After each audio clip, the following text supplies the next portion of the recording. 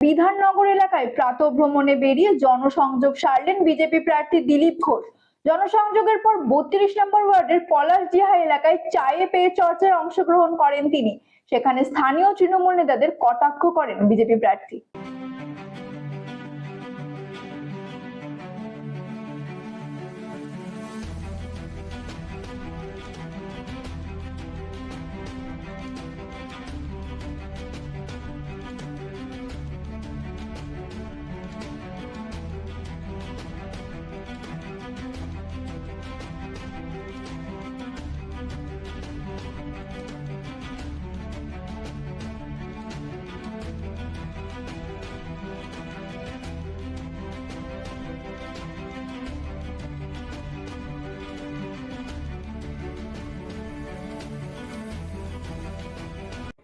এটা প্রকাশ্যে দাঁড়িয়ে রাস্তায় বলছি, সেজন্য যারা আছো শুনে নাও। বাকি যেগুলো আগে বলেছি বলবো না, এখন আমার মেসমশাই আছে কাজ জিতি দিতে। তো মেসো কাকা জেঠো সব থাকবে। আমিও তার বিরুদ্ধে লড়াই করেছি, একাধিক নির্বাচন করেছি, জিরো থেকে এখানে প্রধান বিরোধী দল করেছি। আর এই হিংসার রাজনীতি, লুটের রাজনীতি যারা শুরু করেছে সিপিএম আজকে বিটে ছাড়া হয়ে গেছে, বহনই করতে পারেনি লোকসভা বিধানসভায়। এবারও ভাই বন্দ্যোপাধ্যায় আজকে যাচ্ছেন, তো এটা কতটা মানে ঝড়? ঠিক আছে, যাওয়া উচিত সরকারে। যারা উনি তো সরকারের প্রতিনিধি, উনি বলেন আমি সরকার চালাচ্ছি, উনি প্যারালাল সরকার চালান ডায়মন্ড হারবারে। ওনারও দায়িত্ব আছে গিয়ে পৌঁছানো, ওখানে লোকের সঙ্গে দাঁড়ানো। প্রধানমন্ত্রী কালকে বার্তা দিয়েছেন যে পাশে আছি। রাজনৈতিক দুর্যোগ, কিছু করার নেই, যাতে তাড়াতাড়ি লোক এই কষ্ট থেকে বেরিয়ে আসতে পারে। বাড়ি ঘর ভেঙে গেছে, যারা তাড়াতাড়ি যেন তারা পরিষেবা পান, এটা সরকারকে দেখা উচিত। কালকে মুখ্যমন্ত্রী কৃষ্ণনগরের জনসভায় বলেছেন যে বিজেপি গোহারা হারবে, সমস্ত জায়গাতেই তৃণমূলের প্রার্থী। উনি যত বিজেপির বিরুদ্ধে বলবেন, বিজেপির তত ভোট আর সিট বাড়বে। গতবারে উনি ভবিষ্যৎবাণী করেছেন 42-এ 42 চাই, কি হলো? বিজেপি 2 থেকে 18 হলো, উনি 34 থেকে 22-এ এলেন। এবারে আরো 12টা নামবে, তারপরে দেখবেন আর ডায়লগ বন্ধ হয়ে যাবে। দাদা মুখ্যমন্ত্রী গতকালকে বলেছেন যে ইডি সিবিআই ডাকলে এখন যাওয়ার দরকার নেই, কি বলবেন? না গেলে কি হয়, কেসটা আর পার্থকে জিজ্ঞেস করুন। সিবিআই ইডি ডাকবে না, একবার যাবেন না, দুবার যাবেন না। ওনার এক ভাই আছে সম্পর্কে, মাসুতো ভাই, দিল্লিতে। সে এখন কোথায় আছে? 10 বার যায়নি। তো পাঙ্গা নেবেন না ইডির সঙ্গে, সিবিআই সঙ্গে। আমাদের চমকাচ্ছিলেন, ঠিক আছে, আমরা এখনো ক্ষমতায় নাই, কিন্তু ইডি সিবিআই আগে বলতো যে পুলিশের চলে নাকি 18 ঘা নাকি, এখন তো 42 ঘা হয়ে গেছে। যারা যারা লুট করেছে, চুরি করেছে, ভগবানও তাদের বাঁচাতে পারবে না। বসিরহাটের আপনাদের প্রার্থী রেখা পাত্র বন্ধ করো। ইনফরমেশনটা পাবলিক ডোমেইনে এনেছেন, আইটি সেলের প্রধান তৃণমূলের জেলাংশ তিনিও পাচ্ছেন, কিন্তু একজন মহিলার এভাবে পাবলিক ডোমেইনে আনা যায়, আপনার ক্ষেত্রে যতটা সক্রিয় কমিশন ভাই বন্ধ করো, কিসের তোমরা চালাচ্ছ? দেখুন, টিএমসি আজকে এত নামছে, এত নিচে নামছে, বাঁচার কোনো রাস্তা নেই। আজ সাধারণ যে সৌজন্যবোধ, সেটাও চলে গেছে। আমাদের এখানকার প্রার্থী কোন 7 সমুদ্র তরুণ নদীর পার থেকে এসেছেন, তিনি বর্ধমান দুর্গাপুর সম্বন্ধে কিছু জানেন না, এখানকার লোক ওনার সম্বন্ধে কিছু জানে না। তিনি কিভাবে অ্যাটাক করছেন, আমাকে কিভাবে গালাগালি দিচ্ছেন, তো এটাই উনি বুঝে গেছেন যে টিএমসি করতে হলে ছোট লোক হতে হবে, আর সেরকম ব্যবহার করছেন। আর কি পরিণাম হলো, পার্টির লোকের এমন তাড়া করলো, মন্দিরে গিয়ে লুকোতে হলো। বেশি বেশি বাড় বেড়ো না। আমি তো ये तो पहली झांकी है। बच के रहना रे बाबा, बच के रहना रे, টিএমসি से बच के रहना। কীর্তি আজাদ কি বলছেন সেটা তো বাংলার লোক ঠিক করবে না। দাদা এরকম এখানকার যে বামফ্রন্টের ক্যান্ডিডেট সুকৃতি ঘোষাল, তিনি বলছেন এই কুরুচিকর মন্তব্যের জন্য শিক্ষিত লোকেরা আসতে চাইছে না রাজনীতিতে। ঠিকই বলেছেন, রাজনীতি পরিষ্কৃত হওয়া উচিত, আমরাও চেষ্টা করছি, কিন্তু তারা যে রাজনীতি শুরু করেছেন সেই রাস্তায় টিএমসি চলেছে।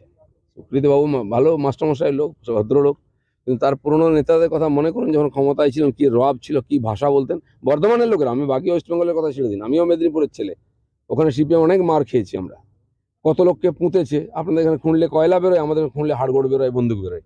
কারা করেছে? সুকৃতিবাবুরা করে। আমার ভদ্রলোক হয়ে গেছেন, দাঁত পড়ে গেলে নিরামিষাচি হয় সবাই। মুখ্যমন্ত্রী বলছে গোহারা হারিয়ে বাড়ি পাঠাবেন বিজেপিকে, ও দেখা হয়ে গেছে তো, কালীঘাটে বন্দী হয়ে যাবেন, কেউ বেরোবে না, পিসিও বলবে না, দিদিও বলবে না। যেটা জানা যাচ্ছে যে আপনার বিরুদ্ধে যে একের পর এক অভিযোগ এরা করছে, কালকে মোহাম্মদকে সার্টিফিকেট দিয়েছেন মুখ্যমন্ত্রী, ওই তো জোরে কথা বলে ওর বিরুদ্ধে এত ব্যবস্থা। উনি সার্টিফিকেট তাদের যেমন, যারা চোর, জোচ্চোর, চরিত্রহীন, লুটেরা, তাদের সার্টিফিকেট। ভদ্রলোক সঙ্গে কোনোদিন মেশেননি উনি, আর ভদ্রলোকের সঙ্গে মিশতেও পারবে না, ভদ্র কথা বলতে পারবে না। আজকের কলুষ যেটা আছে দুর্নীতিতে এই কথাবার্তা, এগুলো মুখ্যমন্ত্রীর দান, কারণ উনি ওই সংস্কৃতি থেকে এসেছেন। আপনি তো একজন সংসদ, বাংলার একজন সংসদের বিরুদ্ধে এত বড় একটা অভিযোগ যে আপনাদের পাসওয়ার্ড বাইরে পাঠায়, এটা কতটা না, না, অভিযোগ করেছেন, তার চাকরি চলে গেছে। তারই একজন এখন কথায় কথায় মহিলা বলবেন, মহিলা বলে চুরি করবে, মিথ্যা কথা বলবে। লজ্জা করে না বাংলার একজন মহিলা সাংসদের? তার সাংসদ পদ চলে গেল, তার কোয়ার্টার চলে গেল, জোর করে ধাক্কা মেরে বার করে দিল ঘর থেকে। এবারে জেলে যেতে হবে নাকি, সিবিআই শুরু হয়েছে। যত দুর্নীতি করেছেন, আর মমতা ব্যানার্জি এদেরকে বাঁচাতে বাঁচাতে পার্টিটাই বিক্রি করে দেবে।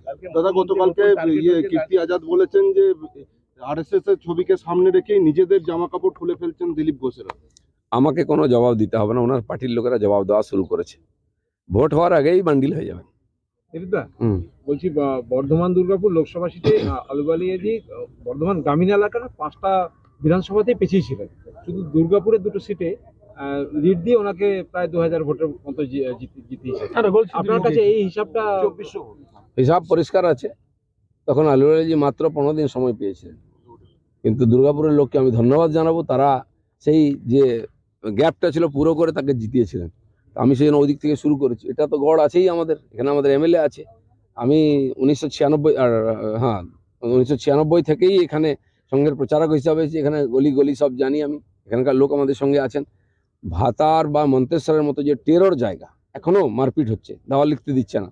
আমি ওখানে গ্রামে গ্রামে যাচ্ছি, আর সেদিক গেছি, দেখেছেন ওখানকার এমএলএর পাড়ায় 5 বছর কোনো পার্টিকে ঢুকতে নেই। আরারুয়ানা কি গ্রাম, আমি গেলাম তো মন্দিরে দরজা বন্ধ করে দেওয়া হয়েছে। আর সেখানে ঢাক ঢোল নিয়ে ঢুকেছি আমরা, লোক বেরিয়ে এসছে রাস্তায়। দিলীপ ঘোষকে আটকাবার দম থাকলে আটকাক।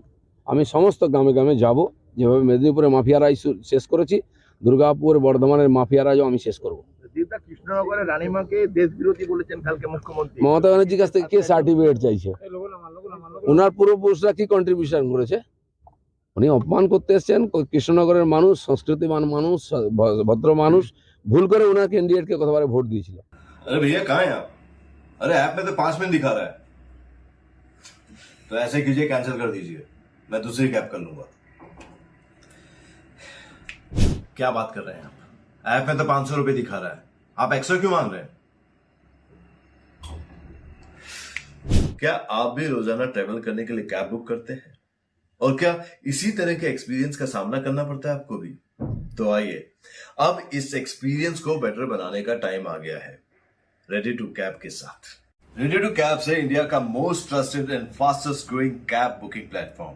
रेडी टू कैब्स पर आपको कैब बुकिंग सर्विसेज ही नहीं, बल्कि यहाँ पर आप local taxi, rickshaw, AC non AC taxi सब बुक कर सकते हैं। और सबसे अच्छी बात तो ये है कि यहाँ पर आप अपना फेयर खुद डिसाइड करते हैं, है ना ये अच्छी बात? अब लंबे इंतजार की जरूरत नहीं है, ना ही एक्स्ट्रा फेयर देने की जरूरत है, और अपने डेस्टिनेशन पर लेट पहुंचने की टेंशन भी खत्म।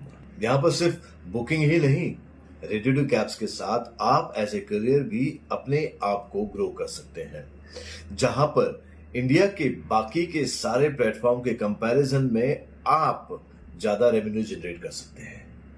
तो अब इंतजार कैसा? बनाओ अपने कैब बुकिंग एक्सपीरियंस को बेटर रेडी टू कैब्स के साथ। आप इस ऐप को डाउनलोड कर सकते हैं प्ले स्टोर से या फिर ऐप स्टोर से, या फिर स्क्रीन पर नीचे दिए गए नंबर पर कांटेक्ट कीजिए। मिलते हैं।